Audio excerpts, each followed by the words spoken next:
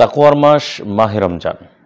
পবিত্র মাহে রমজান এসেছে আমাদেরকে তাকওয়ার বার্তা নিয়ে, যাতে করে আমরা আল্লাহ ভীরুতা, পরহেজগারিতা এটা অর্জন করতে পারি।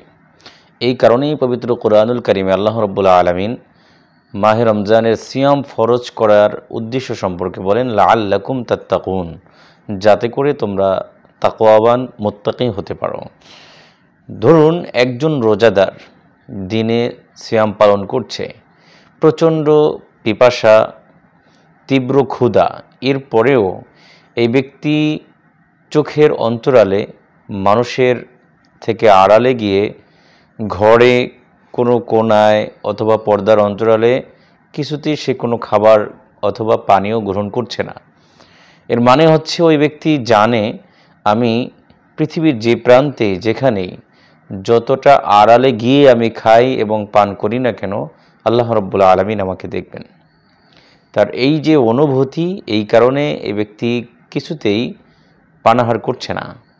কিন্তু এই একই ব্যক্তি অল্প তৃষ্ণা, অল্প ক্ষুধা, এই অল্প তৃষ্ণা, অল্প ক্ষুধাতে আল্লাহ রাব্বুল আলামিনের আইনের বিপরীতে গিয়ে সুদ খাচ্ছে, ঘুষ খাচ্ছে, মানুষকে ঠকিয়ে অর্থ উপার্জন করছে এবং এইভাবে করে অন্যায় পথে সে নিজেকে পরিচালিত করছে, অনেক অপরাধের সাথে সে যুক্ত হচ্ছে।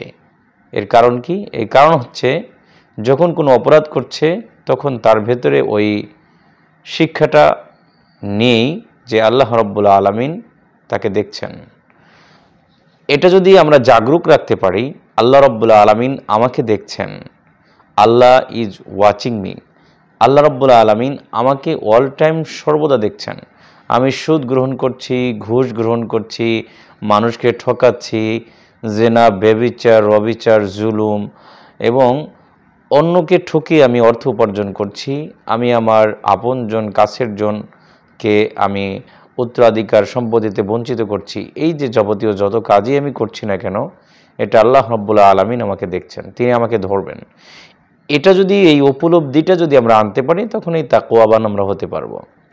আর আল্লাহ রাব্বুল আলামিন বলছেন, ইন্না আকরামাকুম ইনদাল্লাহি আতকাকুম, মানুষের মধ্যে সবচেয়ে সম্মানিত, সবচেয়ে শ্রেষ্ঠ আল্লাহ রাব্বুল আলামিনের কাছে সেই ব্যক্তি যে ব্যক্তি সবচেয়ে বেশি তাকওয়াবান। আর এই তাকওয়া শিক্ষা দেওয়ার জন্য পবিত্র মাহে রমজান আমাদের মাঝে সমাগত। আমরা এই সিয়াম সাধনার পাশাপাশি, এই সিয়াম সাধনার মাধ্যমে আমরা তাকওয়ার যে চর্চা এবং তাকওয়ার যে অনুশীলন, এটা করার চেষ্টা করব এবং আমাদের জীবনে সদা সর্বদা আমরা এই তাকওয়ার যে বীজ, এটা বপন করে এটা আমরা জাগরুক রাখবো। আল্লাহ রাব্বুল আলামিন আমাদেরকে তৌফিক দান করেন। আসসালামু আলাইকুম ওয়া রাহমাতুল্লাহি ওয়া বারাকাতুহু।